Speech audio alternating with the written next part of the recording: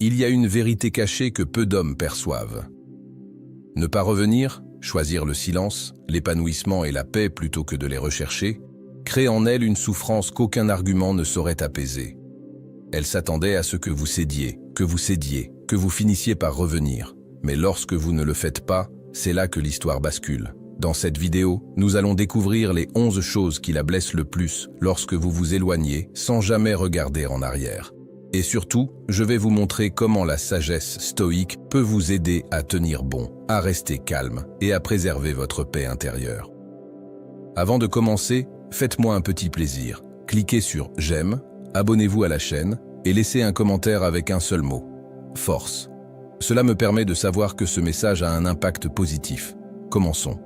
Numéro 1. L'illusion du contrôle se brise. Au début, elle s'éloigne, persuadée d'avoir toutes les cartes en main. C'est une sensation de pouvoir, presque comme si c'était elle qui dictait les règles du jeu. Dans son esprit, on court après, on supplie, et finalement, on retombe entre ses mains. C'est l'illusion du contrôle. On croit pouvoir décider du rythme de la relation même après s'être éloigné. Mais c'est là que les choses basculent. On ne revient pas, on ne court plus. Vous ne tombez pas dans le piège des messages interminables ou des appels à l'attention théâtraux. Et quand vous ne revenez pas, cette illusion commence à se fissurer. Ce qui ressemblait autrefois à du pouvoir se transforme en un malaise discret. Elle essaie de laisser des miettes, peut-être une réaction désinvolte à votre histoire, peut-être un message vague destiné à attirer votre attention. Mais cela ne vous intéresse pas. Le silence de votre côté s'alourdit. Et pour la première fois, elle réalise qu'elle ne peut pas te contrôler comme elle le pensait. Épictète, l'un des grands maîtres stoïciens, a dit quelque chose de simple, mais de puissant. Tu ne peux pas contrôler ce que font les autres, seulement ta façon de réagir. Et tu as choisi de ne pas réagir. Cette décision de tenir bon, de préserver ta paix, est ce qui ébranle son sentiment de contrôle. Elle s'attendait à ce que tu te comportes comme tu l'as toujours fait. Mais en restant calme, en refusant de vous prêter au bras de fer émotionnel, vous révélez quelque chose qu'elle n'était pas préparée à affronter. Elle n'a jamais vraiment eu le contrôle. Voyez les choses ainsi. Le contrôle n'est réel que si l'autre l'accepte. Si vous décidez de sortir de ce jeu, la dynamique de pouvoir s'effondre. Et c'est exactement ce qui se passe ici. Elle ressent la douleur de son impuissance, non pas parce que vous essayez de la blesser. Non pas par cruauté, mais simplement parce que vous vivez selon vos propres choix plutôt que selon ses attentes. Il y a une force tranquille là-dedans. Ce n'est ni tapageur, ni ostentatoire, et il ne s'agit pas de vengeance. C'est une question de maîtrise de soi. Lorsque vous refusez de vous laisser influencer par des influences extérieures et que vous choisissez votre réponse avec intention, vous incarnez le principe stoïque de liberté. Et ironiquement, plus vous abandonnez le besoin de contrôler les conséquences, plus vous devenez puissant. Alors, lorsque l'illusion du contrôle se brise, ne soyez pas surpris si elle commence à se sentir perturbée. C'est le résultat naturel de la prise de conscience par quelqu'un qu'il n'a plus d'emprise sur vos émotions. Vous avez repris votre pouvoir, non pas en vous battant, mais simplement en restant immobile. Numéro 2. La rareté de votre présence. Avez-vous déjà remarqué qu'une chose semble presque invisible lorsqu'elle est toujours là, mais qu'une fois partie, son absence devient impossible à ignorer? C'est exactement ce qui se passe avec votre présence. Lorsque vous étiez constamment disponible, que vous envoyiez des SMS, que vous étiez présent, que vous lui accordiez votre attention, elle se fondait dans son quotidien. Comme l'eau qui coule d'un robinet, elle était simplement là, fiable, attendue, ordinaire. Mais voilà le paradoxe. Dès que vous cessez d'être présent, la valeur de votre présence change. Soudain, le silence s'installe. La routine de vos nouvelles est rompue, et ce vide devient plus pesant chaque jour qui passe. Elle consulte son téléphone, mais aucun message. Elle parcourt son fil d'actualité et ne voit pas votre nom. Ce qui lui semblait autrefois si normal, lui semble désormais une perte imprévue. C'est là qu'il faut prendre du recul. Marc Aurèle nous a rappelé que la valeur réside dans la perspective, non dans la possession. Elle possédait votre présence, et l'a donc sous-estimée. Maintenant qu'elle est rare, elle est obligée de la voir différemment. L'homme même qu'elle croyait autrefois toujours à portée de main, lui semble désormais rare, voire irremplaçable. Et en vérité, rien en vous n'a changé. Vous êtes toujours vous-même. Ce qui a changé, c'est le regard qu'elle porte sur vous. Imaginez passer devant un tableau dans votre salon tous les jours. Au bout d'un moment, vous cessez de le remarquer. Mais si vous le décrochiez pendant un mois, puis le raccrochiez, vous vous arrêteriez, l'apprécieriez, et réaliseriez peut-être même la beauté qu'il ajoutait à la pièce. Voilà ce que votre absence produit. Elle lui donne le recul nécessaire pour vraiment remarquer ce qu'elle a. Le point fort, c'est que vous ne créez pas la pénurie pour la manipuler. Vous vous choisissez simplement, vous vous concentrez sur votre vie et laissez la nature suivre son cours.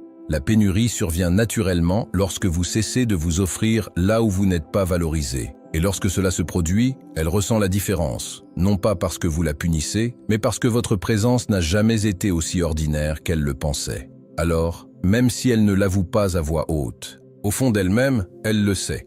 Le réconfort de t'avoir toujours là a disparu, et maintenant, elle le voit pour ce qu'il était vraiment. Quelque chose de rare, de précieux, quelque chose qu'elle ne peut pas facilement remplacer. Avant de continuer, prends un instant pour réfléchir. Où as-tu été trop disponible, et comment cela a-t-il changé la façon dont on te traitait? Si cela t'a touché, appuie sur « J'aime » pour soutenir le message et partage ton expérience dans les commentaires, ou écris simplement. La rareté révèle la valeur. Maintenant, abordons ce qui change réellement en elle dès que votre présence se fait rare. Numéro 3. Le miroir du regret.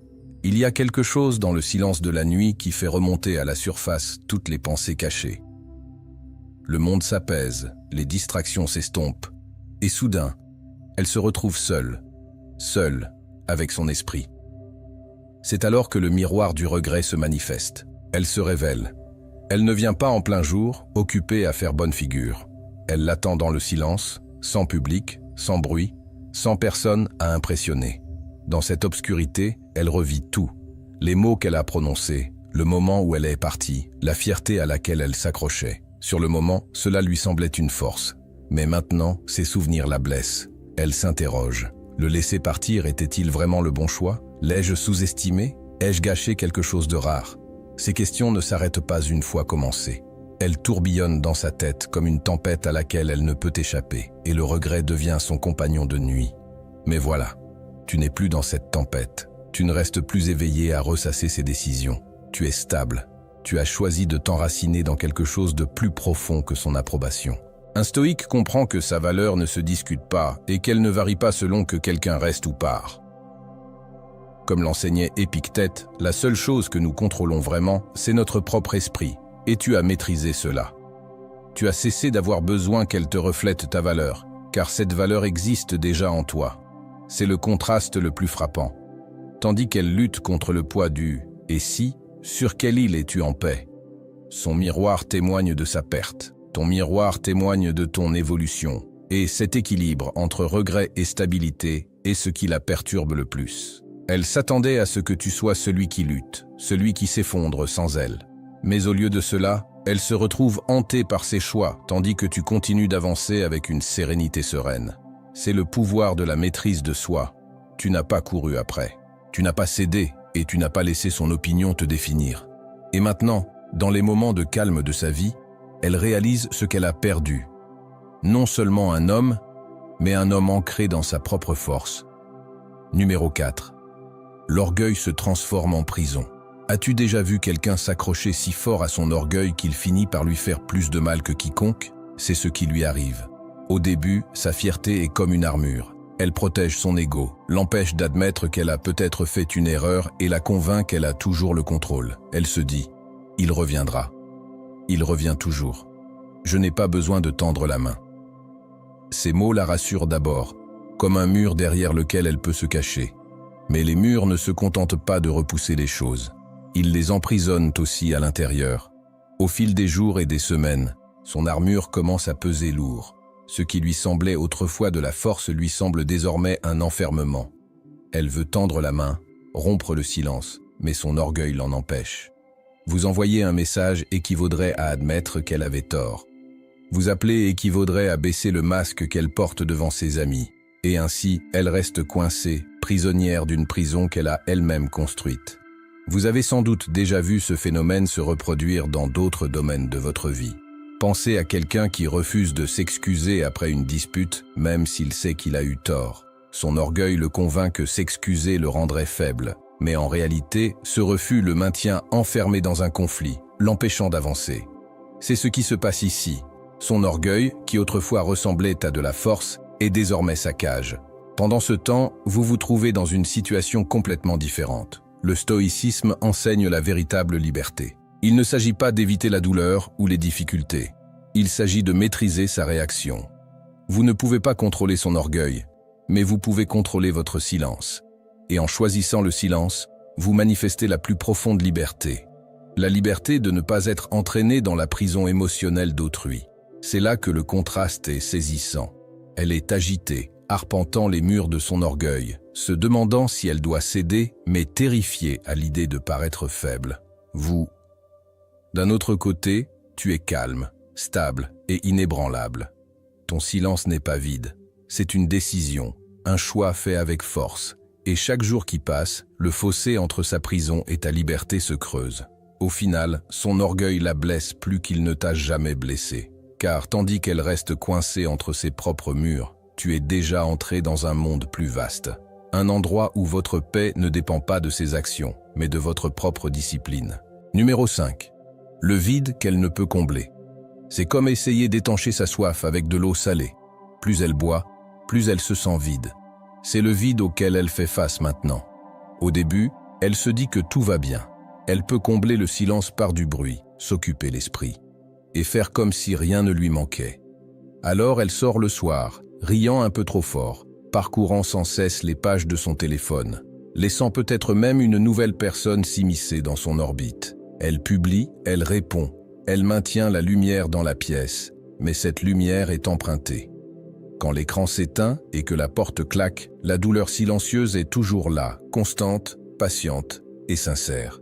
Car voici la vérité. Les distractions peuvent masquer un moment de vide, mais elles ne peuvent remplacer une véritable connexion.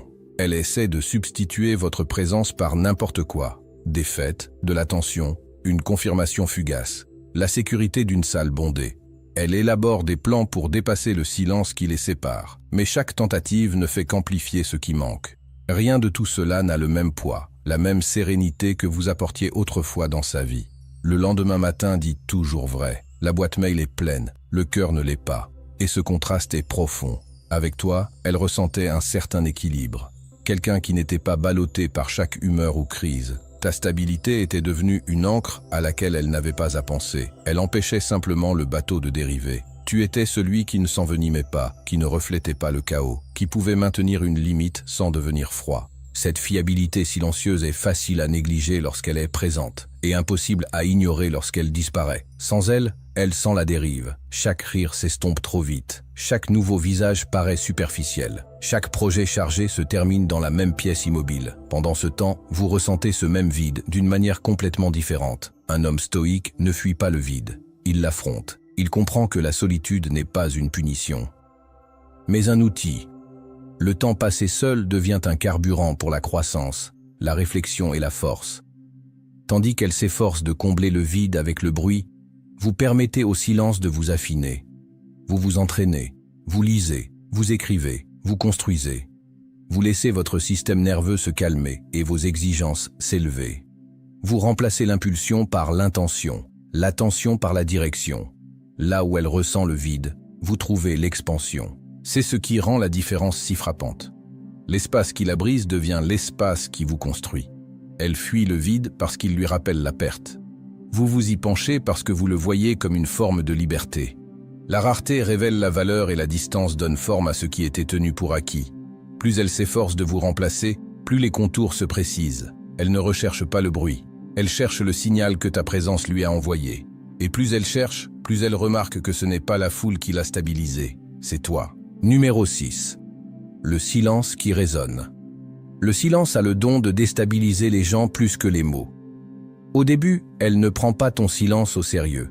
Elle se dit que tu finiras par lui tendre la main, que ce n'est qu'une pause avant que le cycle ne recommence. Mais au fil des jours, cette pause se transforme en quelque chose de plus lourd, quelque chose qu'elle ne peut ignorer. Ce qui lui semblait autrefois être de la confiance se transforme en incertitude.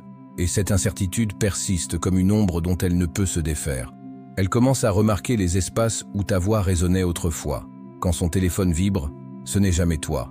Quand elle parcourt d'anciennes conversations, il n'y a pas de nouveaux messages au bout du fil.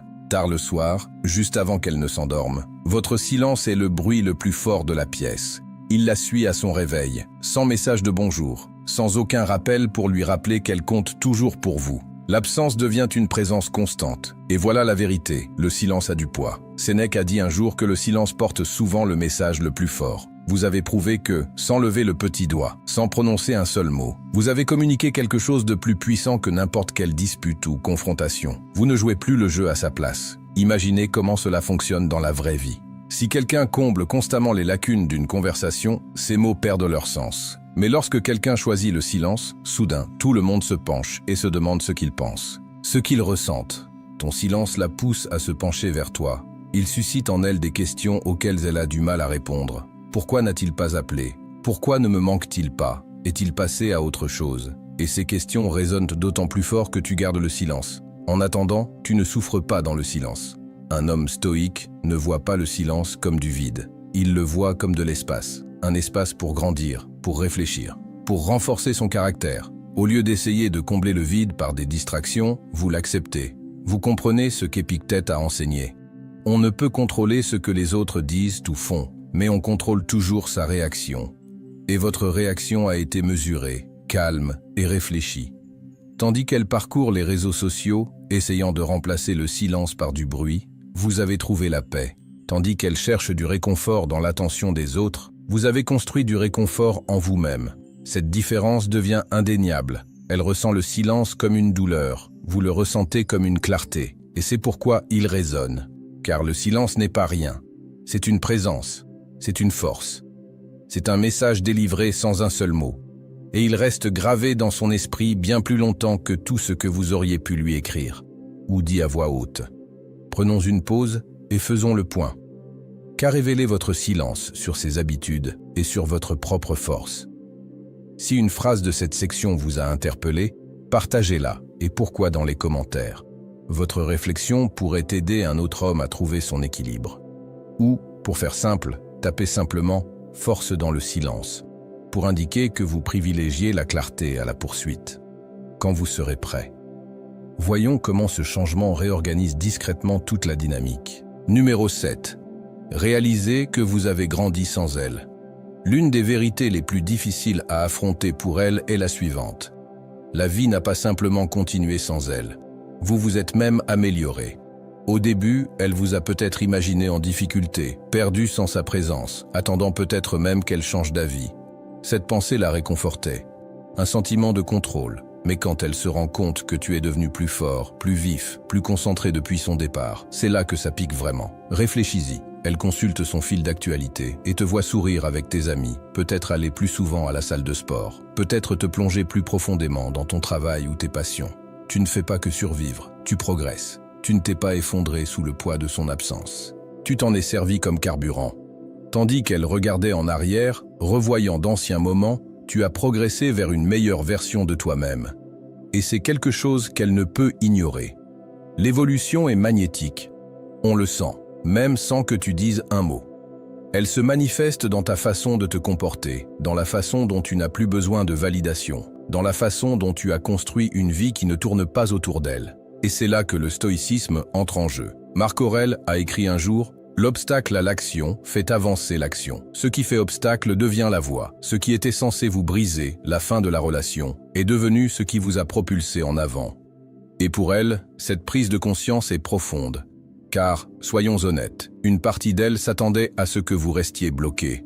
Son orgueil aurait été plus clément si vous aviez continué à vous attarder, à attendre. Elle espérait qu'elle reviendrait. Mais quand elle te voit t'épanouir, ça la force à affronter quelque chose d'inconfortable. Peut-être qu'elle n'était pas le fondement de ta force, après tout.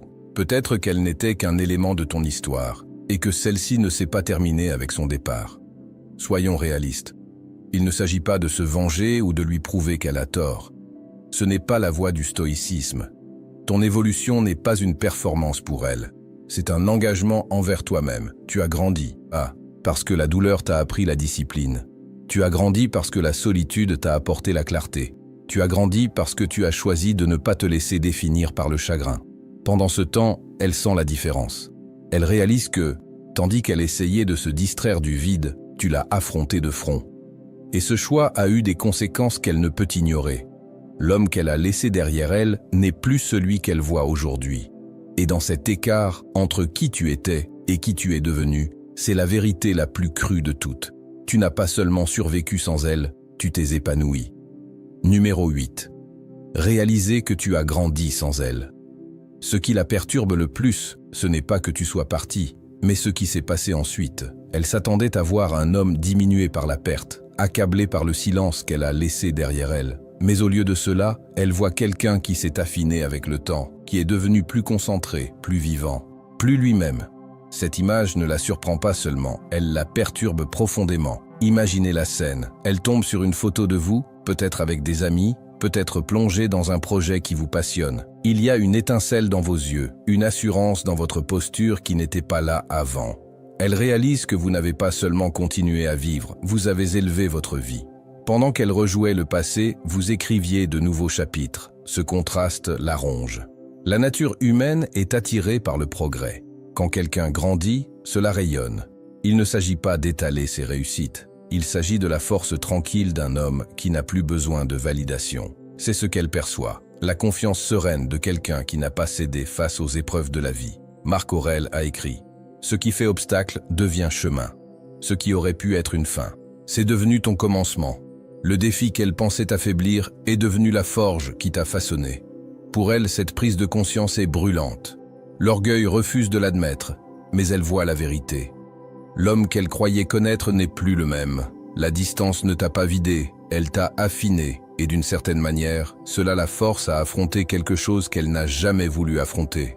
Peut-être n'était-elle pas la source de ta force. Peut-être avez-vous toujours été capable de cette évolution, et elle vous a simplement sous-estimé. Mais voici l'essentiel, votre évolution ne la concerne pas. Ce n'est pas une vengeance. Vous ne vous êtes pas reconstruit pour envoyer un message. Vous l'avez fait parce que c'était nécessaire, parce que vous avez compris que la douleur, confrontée à la discipline, peut devenir un enseignement. Vous avez compris que la solitude n'est pas forcément vide. Elle peut être un terreau fertile pour la transformation. Et c'est là toute la différence entre elle et vous. Tandis qu'elle tentait de combler ce vide par des distractions, vous y avez pénétré et découvert ce qu'il avait à vous apprendre. Et le résultat est clair. Vous n'êtes plus le même homme qu'elle a laissé derrière vous. Vous êtes plus fort, plus sage et plus centré que jamais. Cette vérité persiste en elle, non pas parce que vous l'avez criée sur tous les toits, mais parce que votre être même, votre façon de vous comporter.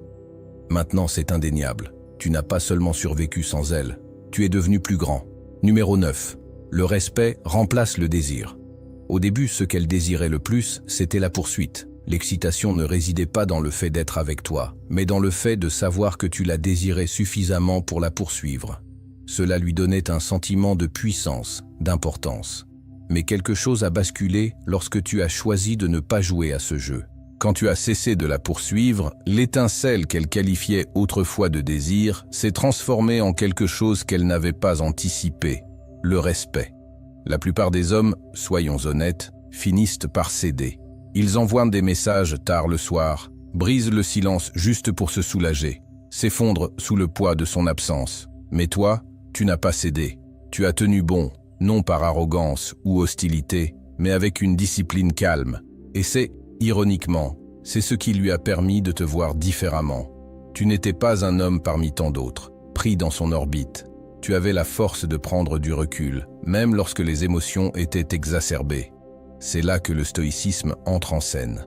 Épictète enseignait que la vraie liberté vient de la maîtrise de soi, et non de celle des autres. En refusant de te laisser entraîner dans le cycle de la quête et de la validation, tu lui as montré, et surtout, tu t'es montré, que tu pouvais contrôler tes impulsions. Ce genre de retenue est rare, et elle exige de l'attention. Imagine-le ainsi. Le désir peut être brûlant, mais il s'éteint vite. C'est comme un feu qui consume tout rapidement, ne laissant que des cendres. Le respect, en revanche, dure. Le respect se construit sur la reconnaissance de la force, sur la reconnaissance de la discipline. Elle avait peut-être été attirée par le frisson de l'attention auparavant, mais maintenant, elle voit quelque chose de plus profond. Elle voit un homme qui n'a pas besoin d'elle pour définir sa valeur. Cela ne signifie pas qu'elle retombe soudainement amoureuse ou que le respect garantit la réconciliation. Là n'est pas la question. L'important, c'est que ton silence, ta fermeté, ton refus de supplier ou de plaider ont inversé la tendance. Cela lui a fait comprendre qu'elle ne pouvait pas te classer parmi les autres. Tu es devenu l'exception. Et dans un monde où tant d'hommes se courent après sans fin, Être l'exception vous rend inoubliable. Et voici le paradoxe. Lorsque le respect s'installe, il ravive souvent une autre forme d'attirance. Non pas celle passagère qui dépend des gains, mais celle durable qui naît de l'admiration. Elle commence à se demander de quoi d'autre vous êtes capable, quelles autres qualités elle a négligées auparavant, mais qu'elle agisse ou non en conséquence importe peu. Ce qui compte, c'est que vous ayez complètement changé la dynamique. En ne cédant pas, vous gagnez quelque chose de plus précieux qu'une affection temporaire. Vous avez gagné son respect, et le respect, contrairement au désir, ne disparaît pas avec le temps. Il perdure, façonne sa perception de vous et laisse une trace indélébile. Respirez profondément et analysez votre propre histoire. Quand la poursuite a-t-elle cessé de vous paraître puissante? Et quand la retenue a-t-elle commencé à ressembler à de la force? Qu'est-ce qui vous a le plus frappé au moment où vous n'avez pas tendu la main? Ou le moment où vous avez senti votre centre revenir? Partagez votre leçon dans les commentaires ou écrivez un simple mot. Le respect est plus fort que le désir. Épictète demandait, qu'est-ce que vous pouvez contrôler? Nommez-le ci-dessous avec vos propres mots. Passons ensuite à la partie suivante. Qu'est-ce qui change dans son esprit lorsque l'admiration remplace l'adrénaline? Et comment devriez-vous vous comporter à partir de là? Numéro 10, la perte de sécurité émotionnelle. Toute relation a un courant caché qui court sous la surface. Pour elle, ce courant, c'était toi, même si elle ne le disait pas toujours à voix haute. Au fond, elle savait que tu étais le point d'appui, le calme dans la tempête, la personne sur laquelle elle pouvait compter quand la vie devenait chaotique. Tu étais son ancre, et cela lui procurait un sentiment de sécurité qu'elle s'avouait rarement. Mais voici la vérité sur les ancres. On ne les remarque que lorsqu'ils sont partis. Quand tu étais là, cette stabilité pouvait paraître banale. Elle pouvait compter sur ta constance, ta présence, ta capacité à rester sereine quoi qu'il arrive. Maintenant, sans toi, le monde semble un peu moins sûr. Les tempêtes sont plus fortes, les vagues plus violentes, et aucune main ferme ne lui rappelle que tout ira bien. Et c'est là que le stoïcisme prend toute son importance. Un homme stoïque ne construit pas ses fondations sur la présence d'autrui. Il les construit en lui-même. Tu n'avais pas besoin d'elle pour te soutenir. Tu t'es soutenu toi-même. Cette différence fait tout son impact. Tandis qu'elle se démène pour trouver quelqu'un ou quelque chose pour recréer ce sentiment de stabilité, tu restes inébranlable. Car ton ancrage n'est pas extérieur, il est intérieur. Vois-le ainsi. Imaginez quelqu'un qui a toujours eu un filet de sécurité. Il accomplit des actes audacieux, non pas par intrépidité, mais parce qu'il sait que le filet est là. Dès que ce filet disparaît, la peur devient réelle. C'est ce qu'elle ressent sans vous. Elle prenait des risques, sachant que vous seriez là quand tout s'écroulerait. Maintenant que vous n'êtes plus à ses côtés, elle réalise à quel point elle s'appuyait sur la confiance tranquille que vous avez apportée dans sa vie. Et voilà la douleur. La sécurité émotionnelle ne se remplace pas par du bruit ou des distractions. Les sorties nocturnes, les réseaux sociaux ou même de nouvelles relations peuvent masquer temporairement le malaise, mais ne rétablissent pas le même sentiment de calme. Car la véritable sécurité ne vient pas de l'excitation ou du frisson, mais de la certitude d'avoir quelqu'un de stable à vos côtés. Et elle ne l'a plus. En attendant, vous ne subissez plus la même perte. C'est là tout le paradoxe. Elle dépendait de ta force tandis que tu dépendais de la tienne. Elle se sent désemparée tandis que tu continues d'avancer avec concentration et lucidité. Ce n'est pas que tu sois insensible à ce qui s'est passé. Tu es humain, bien sûr. Mais tu as appris à t'ancrer dans quelque chose qu'elle n'a jamais maîtrisé. La discipline, la perspective et la maîtrise de soi. C'est pourquoi elle ressent si vivement cette absence. Tu n'étais pas seulement une partie de sa vie. Tu étais la partie. Cela lui a donné un équilibre. Et maintenant, chaque jour, sans toi, lui rappelle la sécurité qu'elle ne trouve nulle part ailleurs. Arrête-toi un instant. Si ta présence était un filet de sécurité, qu'a-t-elle révélé sur toi et sur elle? Demande-toi, d'où vient ma stabilité quand personne ne me regarde? Et quelles habitudes la maintiennent enracinée en moi et non dans l'approbation des autres? Souviens-toi d'une époque où tu étais l'encre. Quelles limites avez-vous gardées et lesquelles avez-vous abandonnées? Prenez une inspiration et réfléchissez-y avant de poursuivre. Et si vous êtes ouvert à cette idée, partagez dans les commentaires une réflexion sur l'encre que vous construisez. Numéro 11. La victoire de votre paix. En fin de compte, ce qui la perturbe le plus, ce n'est pas la rupture en elle-même. Ce n'est même pas le fait que vous soyez devenu plus fort ou que vous ayez cessé de courir après elle. Ce qui est le plus douloureux, c'est de constater votre paix intérieure, car la paix intérieure est la seule chose qu'elle ne peut pas vous enlever, et c'est la seule chose qu'elle ne peut pas simuler. Au début, elle s'attendait peut-être à de la colère. Peut-être pensait-elle que vous vous déchaîneriez, que vous essaieriez de vous venger ou de lui prouver quelque chose. Ou peut-être s'attendait-elle au désespoir, aux textos tard le soir, aux tentatives de reconquête, au cycle habituel des poursuites. Mais rien de tout cela n'est venu. Au contraire, elle vous voit vivre votre vie avec calme et confiance, insensible au chaos. Vous n'avez ni puni, ni supplié, vous avez simplement choisi le calme. Et ce silence, cette maîtrise de soi, en disent long. Il y a quelque chose de magnétique chez un homme en paix avec lui-même. C'est rare, car la plupart des gens laissent les événements extérieurs dicter leurs émotions. Ils sont heureux quand les choses vont bien, et ils sont malheureux quand ce n'est pas le cas. Mais vous avez démontré quelque chose de différent. Vous avez montré que votre valeur n'est pas liée à sa présence ou non dans votre vie, que votre calme ne dépend pas de son approbation, et que cette prise de conscience la perturbe bien plus que n'importe quelle colère ou supplication. C'est exactement ce que promet le stoïcisme. La liberté qui vient quand on cesse de confier son bonheur aux autres. Épictète disait « Nul n'est libre s'il n'est maître de lui-même ». Et tu as incarné cette vérité. En maîtrisant ta réaction, en refusant de laisser la perte dicter ta paix, tu as démontré une force inégalable. Imagine-le ainsi. Les tempêtes peuvent secouer les arbres, mais elles ne peuvent déplacer la montagne. Et à ses yeux, c'est ce que tu es devenu.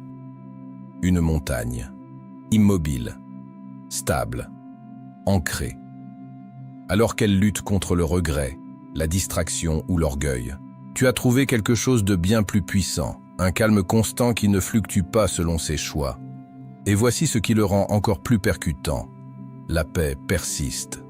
Longtemps après la rupture, longtemps après que les émotions initiales se soient estompées, l'image de vous vivant sereinement, avançant sans amertume, reste gravée dans sa mémoire. C'est le dernier chapitre de votre histoire commune. Elle est partie, mais vous ne vous êtes pas effondré. Vous vous épanouissez. Et en vous épanouissant, vous avez révélé la vérité ultime. Personne d'autre que vous ne détient les clés de votre monde intérieur. C'est là la véritable victoire, non pas en lui donnant tort, ni en la rendant jalouse. La victoire, c'est que vous êtes reparti avec votre dignité intacte et votre esprit inébranlable. Cette paix est intouchable.